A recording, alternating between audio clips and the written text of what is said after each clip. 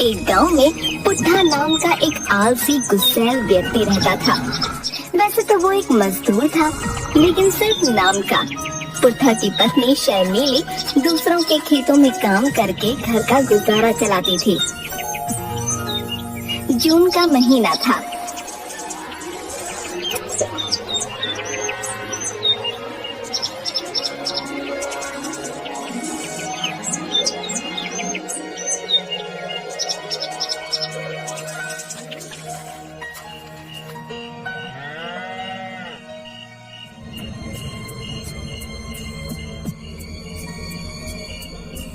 उस रात गर्मी से बेहाल शर्मीली ने घर में कदम रखा ही था कि तभी पुट्ठा शर्मीली से गुस्से में बोला, देखो शर्मीली, अगर गर्मी है तो इसका मतलब ये नहीं कि तुम जब मर्जी चाहोगे तुम घर में आ जाओगी। पुट्ठा की बात सुनकर शर्मीली का गुस्सा सातवें आसमान पर पहुंच गया। एक तो मेरा गर्मी के मारे बुरा हाल है, ऊपर से तुम काम धंधा कुछ करते नहीं हो। अगर इतनी गर्मी में पत्नी काम कर रही है तो उल्टा रोब जा रही हो। रोब नहीं झाड़ रहा शर्मीली, टाइम देखो, रात के 8 बज रहे हैं। ये कोई वक्त है घर आने का? पड़ोस की निर्मला ताई के घर पर थी, वहाँ कूलर की हवा खा रही थी, इसलिए आने में देर हो गई। तो फिर क्यों आ गई? कंबल ओढ़कर निर्मला ताई के घर पर ही सो जाती। देखो जी, मेरा दिमाग खराब मत करो। इसमें दिमाग खराब करने वाली बात क्या है? आजकल का माहौल देखा है कितना खराब है। निर्मला ताई का पति पूरे गांव में छिछोरेपन के लिए मशहूर है। तुम्हारी चिंता होती है मुझे। हाय हाय, अरे चिंता में बड़ी चिंता करने वाले बने करते हो। इतनी ही अगर चिंता है तो कोई काम धंधा क्यों नहीं ढूंढ लेते? पत्नी काम करके पड़ोस में कूलर की हवा खा ले तो तुम्हें चिंता होती है। हर बात का उल्टा मत लिया करो शर्मीली। तुम अच्छी तरह से जानती हो कि गर्मियों में मुझसे भी काम नहीं होता, क्योंकि मुझे बहुत गर्मी लगती है। आप तो अपनी बात मत ही करो जी, आपको तो सर्दियों में बहुत सर्दी लगती है, गर्मियों में आपको बहुत ज्यादा गर्मी लगती है, बरसात में तो ज्यादातर काम बंद ही रहते हैं। बस आपको तो पूरे साल निठल्ले बनकर घूमना है, पत्नी पर हुक्म चलाना है। तुम्हें पता है, मैं 3 घंटे से तुम्हारा इंतजार कर रहा हूँ। मुझे कितनी जोरों से भूख लगी है। तो ये बोलिए ना कि आपको भूख लगी है, इसलिए आपको पत्नी की चिंता हो रही थी। इतना कहकर शर्मीली ने टिफिन पुट्ठा की ओर बढ़ा दिया। ये लीजिए, आज मुझे सिर्फ दाल मिली है, यही खाकर गुजारा कर लीजिए। क्या दाल? लेकिन तुम तो कह रही थी कि बिरजू जमींदार के यहाँ पर आज दावत है, चिकन बना होगा। हाँ बोल रही थी, लेकिन उनके यहाँ मेहमान ज्यादा हो गए तो चिकन खत्म हो गया। हे भगवान, कैसे जानवर है, सारा का सारा चिकन खा गए। हाँ खा गए। और सुनिए, कल से आप खुद काम करोगे, मैं कल कहीं काम पर नहीं जाने वाली। अचानक ये कैसी बहकी बहकी बातें करने लगी तुम? देखो जी, आज खेतों में गर्मी की वजह से मेरी हालत खराब हो गई। एक तो हमारे घर में ना पंखा है ना कोई कूलर। पड़ोस की निर्मला ताई के यहाँ कितना बड़ा कूलर लगा है, तुम्हें पता है? लेकिन मेरी तो किस्मत ही फूटी है। मुझे एक निकम्मा पति मिला जो मुझे कूलर तो क्या एक पंखा तक लाकर नहीं दे सकता। पुट्ठा गुस्सा स्वभाव का था। शर्मीली के कहने पर उसे काफी गुस्सा आ गया। तुम जरा सा काम क्या करके आती हो? मुझे जलील करने का कोई भी मौका नहीं छोड़ती है। जी आपने बिल्कुल सही कहा, मैं खुलकर बोल रही हूँ कि मैं आपको इस वक्त जलील कर रही हूँ। जाइए जाकर कुछ काम कीजिए। नहीं तो इस बार की गर्मी में तुम और कर लो। बिल्कुल नहीं जी, मुझे 1 हफ्ते के अंदर अंदर अपने घर में कूलर चाहिए। बगैर कूलर के मैं कोई काम नहीं करूँगी, यहाँ तक कि घर का भी कोई काम नहीं करूँगी। और अगर तुमने मेरी बात नहीं मानी ना, तो इस बार मैं अपने मायके जाकर तुम्हारे आलस पने की करतूत अपने भाइयों को बता दूंगी। फिर याद रखना, पिछली बार जो मेरे भाइयों ने तुम्हारी जो ठुकाई की थी ना, उसका दर्द तुम्हें आज भी होता है। शर्मीली की बात सुनकर पुट्ठा चुप हो गया, क्योंकि शर्मीली के भाइयों ने आलस की वजह से ही उसको बुरी तरह से पीटा था।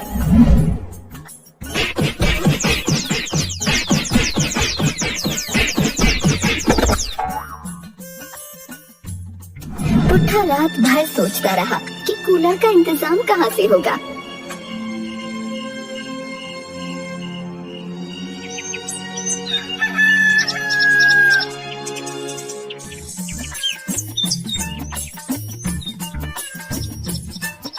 दूसरे दिन घर से बाहर निकला ही था कि ठेले पर शिकंजी बेच रहा मजाकिया मंगत लाल उसकी ओर देखकर बोला, अरे क्या हुआ पुट्ठा भैया, इतनी गर्मी में कैसे निकल आए? तुमसे मतलब, अपने काम से काम रखो। अरे पुट्ठा भैया, तुम्हारी चिंता हो रही है इसलिए बोल रहे हैं। कहीं ऐसा न हो सूरज की किरणों से तुम बेहोश हो जाओ। अगर तुम्हें कुछ हो गया तो भरी जवानी में भाभी का क्या होगा? उनका ख्याल कौन रखेगा? भाभी वैसे भी कितनी सुंदर है। गांव वाले भाभी को छेड़ छेड़ कर उनका बुरा हाल कर देंगे। हैं पुट्ठा पत्नी की बात को लेकर वैसे ही बहुत परेशान था। मंगत लाल के मजाक ने उसका पारा हाई कर दिया। पुट्ठा ने एक जोरदार चांटा मंगत लाल के गाल पर जड़ दिया। एक तो वैसे ही मेरा दिमाग खराब हुआ पड़ा है, ऊपर से तेरा मजाक खत्म होने का नाम ही नहीं ले रहा है। कम से कम देख तो लिया कर सामने वाले का मूड कैसा है। तभी वहाँ पर गांव का मुखिया आ गया। अरे क्या हो गया पुट्ठा, क्यों बेचारे मंगत लाल को मार रहा है? देखिए ना मुखिया जी, मैंने थोड़ा सा मजाक क्या किया, पुट्ठा भाई ने तो मेरे गाल पर चाटा ही जड़ दिया। पुट्ठा ये सब क्या है? मंगत लाल भी हमारे ही गांव का है। तुम्हें किसी को इस तरह से चाटा मारने का कोई अधिकार नहीं। मुखिया जी, एक तो वैसे ही मैं परेशान था, ऊपर से ये मुझ पर मजाक किए जा रहा है।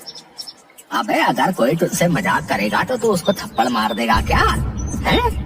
अभी मैं तुझसे अगर मजाक करूं तो क्या तू मेरे भी थप्पड़ मारेगा? आपको कैसे थप्पड़ मार सकता हूँ? तो तू आदमी देखकर सबको मारता है। मुखिया जी, आप तो जानते मुझे गर्मी बर्दाश्त नहीं होती। ऊपर से मेरी पत्नी ने 1 हफ्ते का मुझे अल्टीमेटम दिया है। उसने बोला है कि अगर 1 हफ्ते के अंदर अंदर मैंने उसे कूलर खरीद के नहीं दिया तो वो कोई काम नहीं करेगी, और ऊपर से अपने भाइयों से मुझे पिटवाएगी 100 अलग। पुट्ठा की बात सुनकर मुखिया मूंछ पर ताव देता हुआ हंसता हुआ बोला,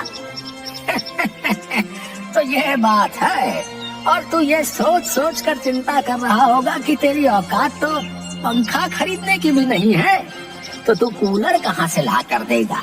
क्योंकि मेहनत मजदूरी तो तुझसे होती नहीं है। ऐसी बात नहीं है मुखिया जी, इस साल गर्मी ज्यादा पड़ रही, नहीं तो।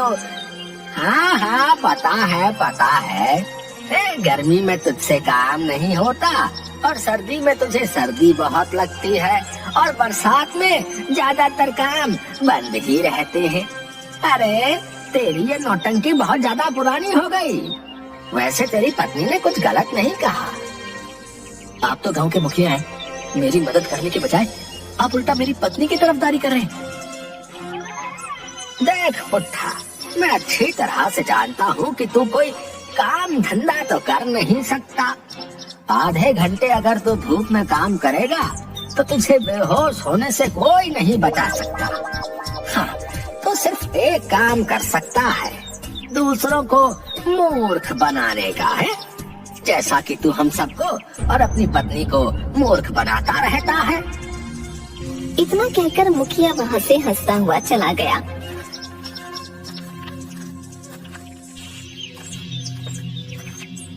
पुट्ठा एक पेड़ के नीचे बैठकर गहरी सोच में डूब गया कि तभी उसके कानों में एक आवाज टकराई। भगवान के नाम पे कुछ दे दे। पुट्ठा ने देखा तो उसके सामने एक भिखारी खड़ा हुआ था। अरे जा यहाँ से, वैसे भी मेरा बहुत ज्यादा दिमाग खराब है। अरे 1 रुपया ही तो मांग रहा हूँ। अरे बोला ना, जा यहाँ से। बहुत गुस्से में है, लगता है अपनी पत्नी की मार खाकर आ रहा है। अबे जाता है कि नहीं है? नहीं तो तू मार खाएगा। हाँ, लेकिन मार तो आज तेरी किस्मत में लिखी है। क्या बोला? भिखारी कहीं का है? बोल तो ऐसे रहा जैसे कोई ज्योतिषी हो। मैं हाथ की लकीर देखकर भविष्य भी बता सकता हूँ। दिखा अपना हाथ, मैं बताता हूँ आज तेरी किस्मत में क्या है। पुट्ठा ने अपना हाथ भिखारी के आगे कर दिया। तेरे हाथ की रेखा बता रही है कि आज तू बहुत पिटने वाला है। पुट्ठा का पारा वैसे भी हाई था, उसकी बात से और ज्यादा हाई हो गया। लगता है तू बहुत ज्ञानी भिखारी है। हाँ, मैं बैठे बैठे ही हर किसी का भविष्य बता सकता हूँ। भिखारी ने ये कहा ही था कि पुट्ठा ने एक जोरदार चांटा भिखारी के गाल पर जड़ दिया। चांटा पड़ते ही भिखारी हड़बड़ा गया। ये क्या था भाई? इतना बड़ा ज्ञानी होकर भीख मांगता है। और तो और तू बैठे बैठे सारे लोगों का भविष्य बता सकता है। तो तूने आज अपना भविष्य नहीं देखा था कि आज तू ही पिटने वाला है? हैं? बोल। इतना बोलकर पुट्ठा उसे पीटने लगा।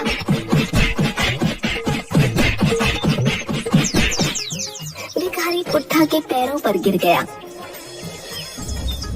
मुझे माफ कर दो भाई, वो क्या है ना, इस धंधे में बहुत कमाई है। अगर तुम भी इस धंधे में आ गए तो कुछ ही दिनों में अमीर हो जाओगे। हाँ। भिखारी की बात सुनकर पुट्ठा ने अपने हाथ रोक लिए और कुछ सोचकर कहा, क्या वाकई इस धंधे में बहुत कमाई है? हाँ। और अगर पकड़े गए तो? ऐसा कुछ नहीं होता, इंसान बहुत अंधविश्वासी होता है। भिखारी वहाँ से चला गया।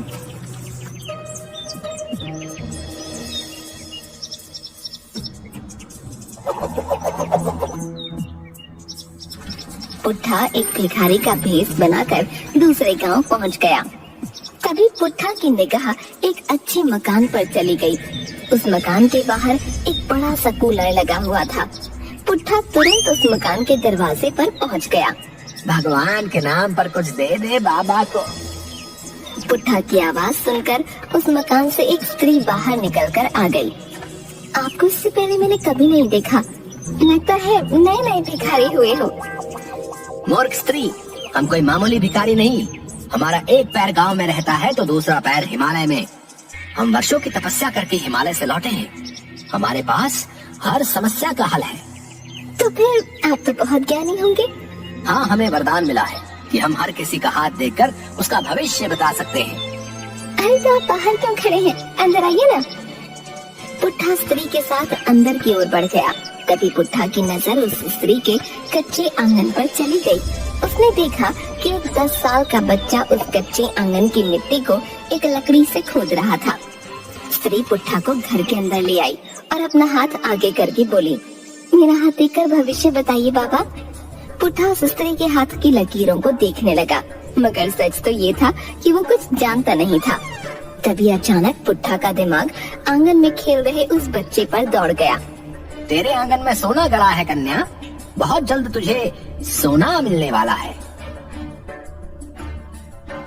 पुट्ठा ने ये कहा ही था कि तभी वो बच्चा भागता हुआ आ गया। उसके हाथ में एक पीली धातु की मूर्ति थी। उसने उस स्त्री से कहा, देखिए माँ, ये सोने की है, मुझे आंगन में मिट्टी में गड़ी हुई मिली। पुट्ठा ये देखकर बुरी तरह से हैरान हो गया। उस स्त्री ने मूर्ति को पकड़ लिया और बोली, अरे ये तो वाकई सोने की है। बाबा, आप तो बहुत ज्यादा ज्ञानी हैं। आपके पैर मेरे घर में कितने शुभ हैं। आपने पहले ही बता दिया कि मेरी किस्मत में धन लिखा है और ऊपर से तुरंत मिल भी गया।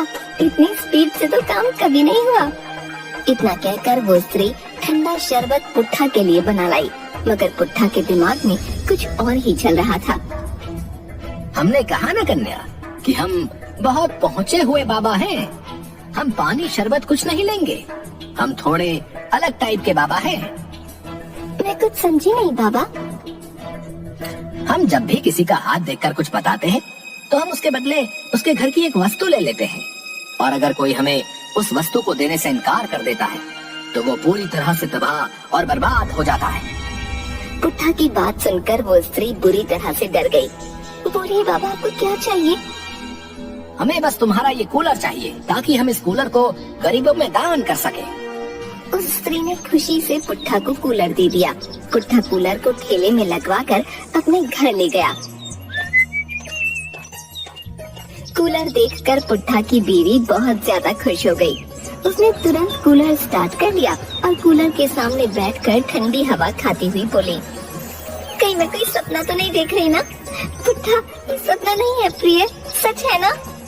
ठंडी ठंडी हवा में कितना आनंद आ रहा है।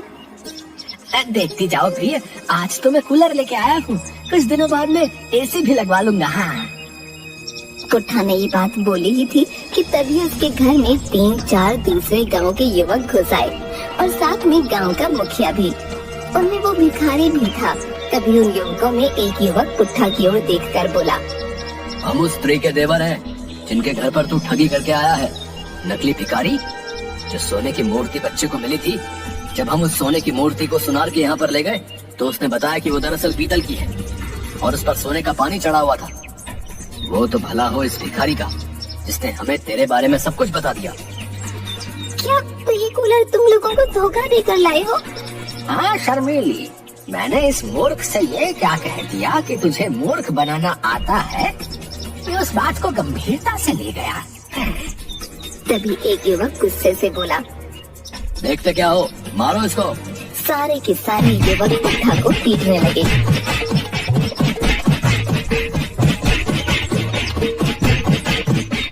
मुखिया ने पुट्ठा को बड़ी मुश्किल से बचाया। तभी एक युवक बोला, कूलर उठा लो। लेकिन गांव का मुखिया उस युवक से बोला, कूलर के पैसे मैं तुम्हें दे दूंगा, इस कूलर को अब यहीं रहने दो। आज वैसे भी पुट्ठा की मार बहुत ज्यादा लग गई है ना? मुखिया पुट्ठा की ओर देखकर बोला, आज तुम्हारी किस्मत में मार खाकर कूलर की हवा खाना लिखा था। जाओ, ये कूलर आज से तुम्हारा हुआ। इतना कहकर मुखिया और वो सब वहाँ से चले गए। लेकिन पुट्ठा के घर में कूलर लग गया था।